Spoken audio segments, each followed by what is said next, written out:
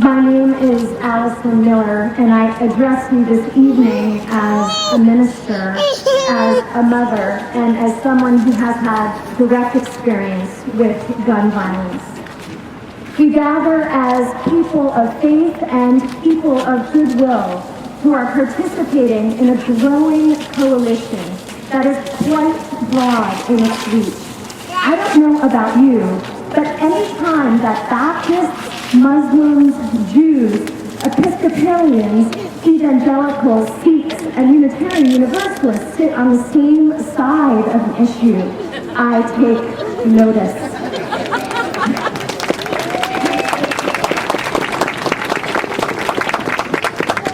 I am deeply moved by how much this issue has galvanized people in this community to stand shoulder to shoulder with folks that we might find ourselves on the opposite side of another issue. The moral compass is so clear, even across the different lenses of our different faith traditions.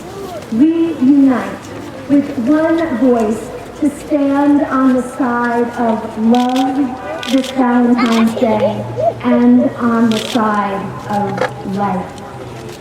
Indeed, we gather this evening to assert that all human life is sacred.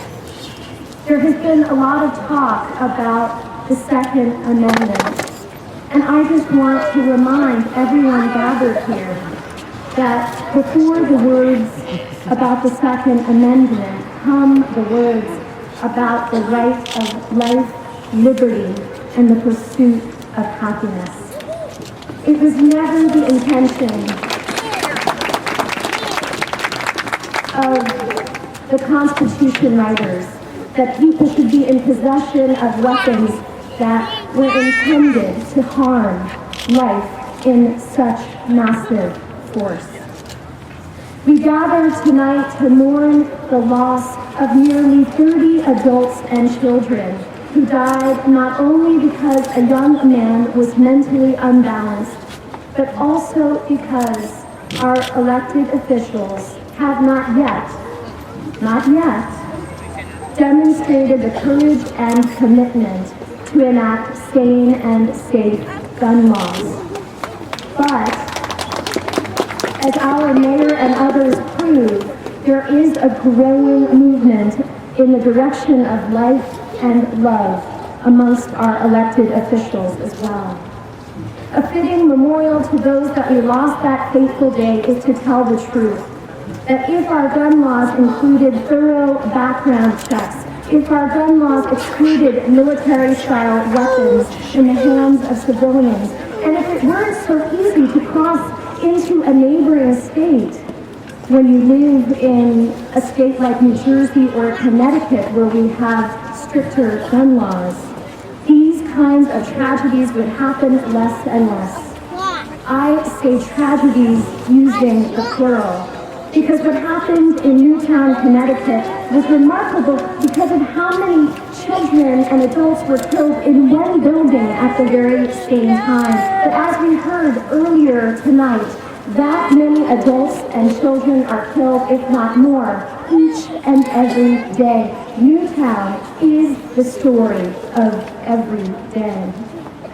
It is shocking to me to recognize that there are 100,000 people who are victims or have a direct experience with gun violence in our country every year.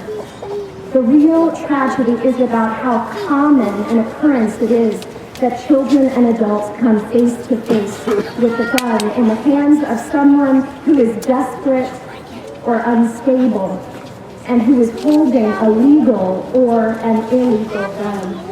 I know deep in my bones, as a minister that has officiated at one too many funerals where a gun has claimed a life.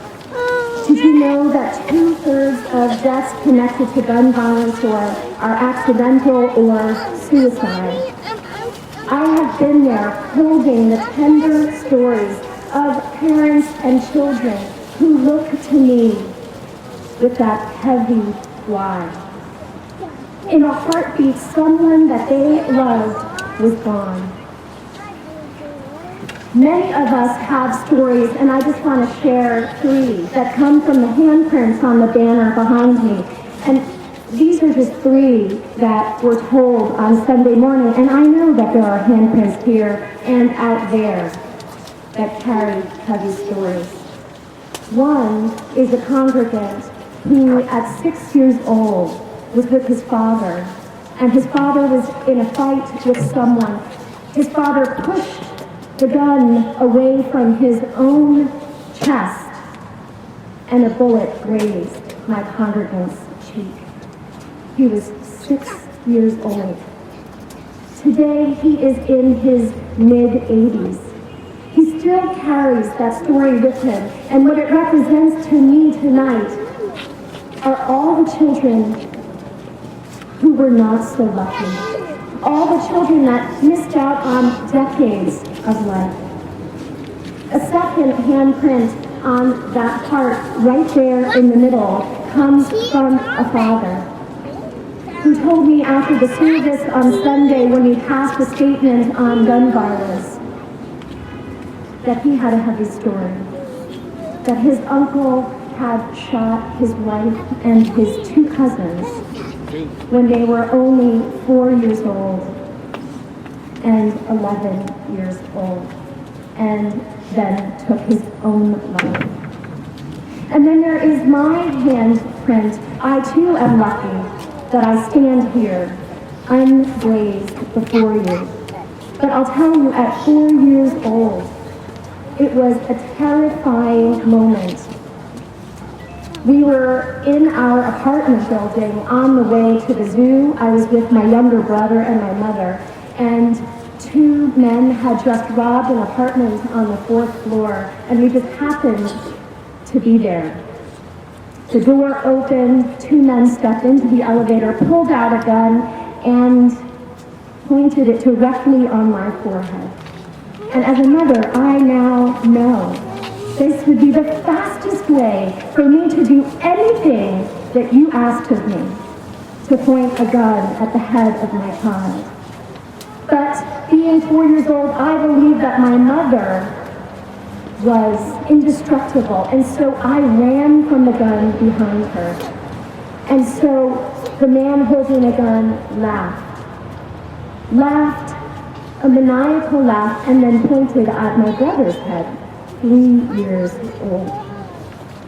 Now, of course, I have integrated into my life as a minister, as a mother, as a human being, that people are capable of incredibly loving and caring acts, as well as terrifying, frightening acts. And we need common sense gun laws that reflect the stories that we carry in our hearts, the stories that are a part of what our legislators need to pay attention to as they make decisions about sane laws. So please don't wait for another Aurora or a Newtown. Remember, 33 people are killed each and every day. Today is such a day. Tonight, there are people circulating who have letters that you could sign, letting our elected officials know how you feel about the need for common sense gun laws. And go back to your houses of worship. And I hope, too, that you will pass a statement about reducing gun violence and offer opportunities to sign letters there as well.